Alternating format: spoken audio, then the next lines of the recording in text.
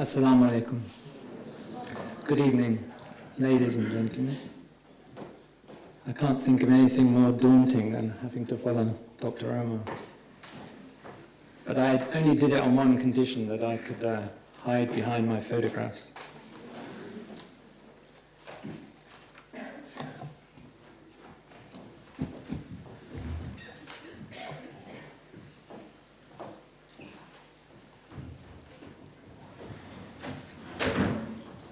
As Abdurrahman said, I have been working on a project about Muslims in the UK, and I had wanted to do it for a long time, but I had a problem finding what I considered a British identity. There was a very obvious Asian culture, and there was a very obvious Arab culture, but I couldn't see being British, a British Islam. But I felt the roots were there, but to photograph it was quite a challenge. But that's not what I'm doing this evening. You'll see a small bit. But the title originally was, "In England's Green and Pleasant Land, Islam was busy being born." As Bob Dylan said, who is not busy being born is busy dying. It's now been retitled, called The Art of Integration. I look forward to future events on music, theatre and film, art, and architecture, because these things are very close to my heart. Excuse the pun. Among his signs is the creation of the heavens and earth and the variety of our languages and colours.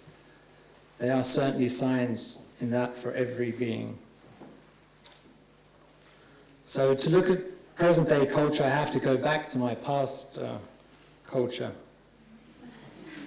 the 60s, and the explosion that happened during that period when I felt that I grew up, or began to grow up. Love and peace was in the air.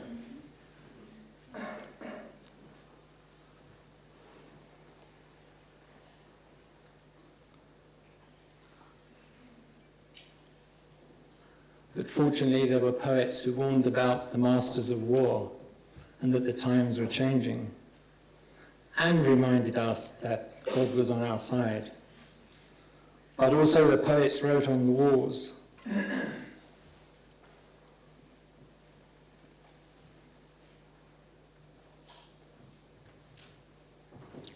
Which brought me to Islam, and then I tasted a different culture.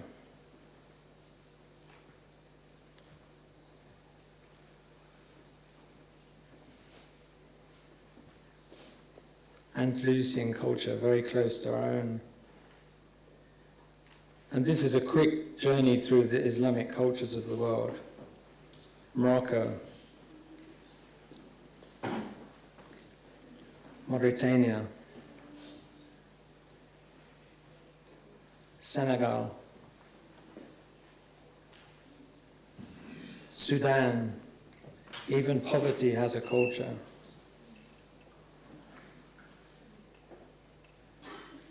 Egypt,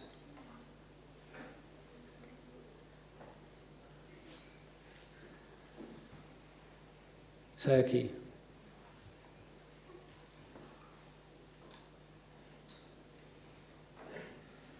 Iran, India, East Africa, the Swahili coast. I call her the invisible woman. Hadramaut.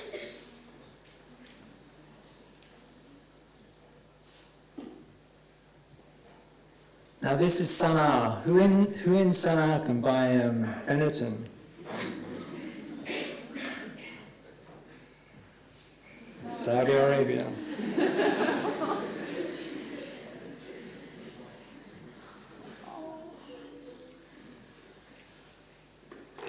man. Turkmenistan.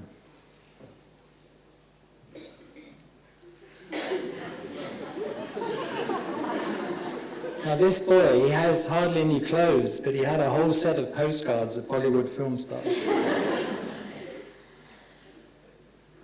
That's the Silk Route today. Turkmenistan bride. China, as Dr. Omar was talking about. And this is actually not such an old mosque, but you can see how they've kept the pagoda style. And, you know, as Dr. Omar said, you know, that they didn't take a culture, the early Arab visitors. They totally fused with the culture that was there. And I've heard it's similar in Indonesia, although I haven't been, but I know that Hinduism and Buddhism was very strong there, so all the first mosques are very similar to Hindu temples.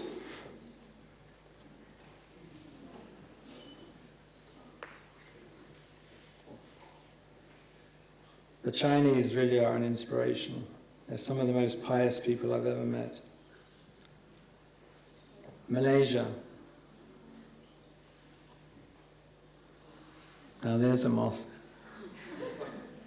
And there are people on hand to look after the guests when you go in, and they're given things to put on their shoes, and they're treated with good manners, and they have a special carpet. They're allowed to go right into the center of the mosque and look up into the dome. And I was amazed. I turned around, I saw them copying the Muslims, trying to do the prayer and everything. Japan, even in Japan, they're Muslims. And the Hajj, what I consider the cross-pollination of the cultures.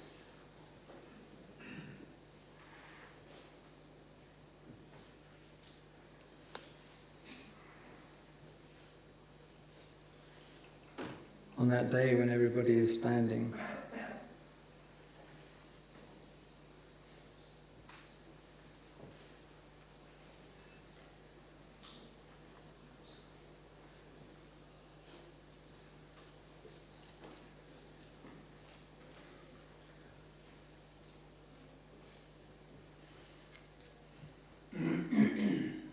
I called this picture the necklace of pearls. It seemed to me that the people draped the Kaaba like a necklace of pearls.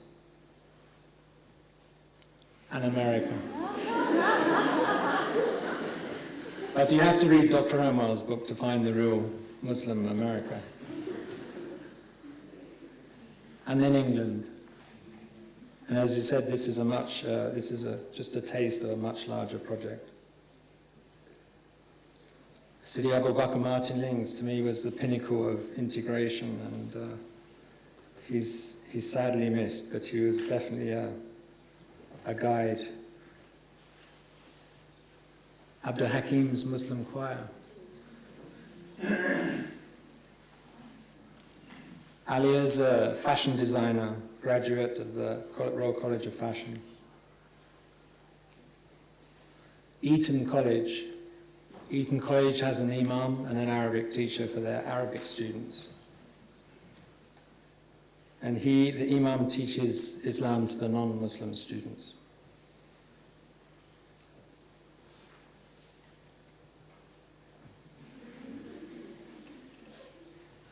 And I finish with the poem that Dr. Amar mentioned earlier from Sheikh Bah, and I think it's all in that poem. Thank you very much.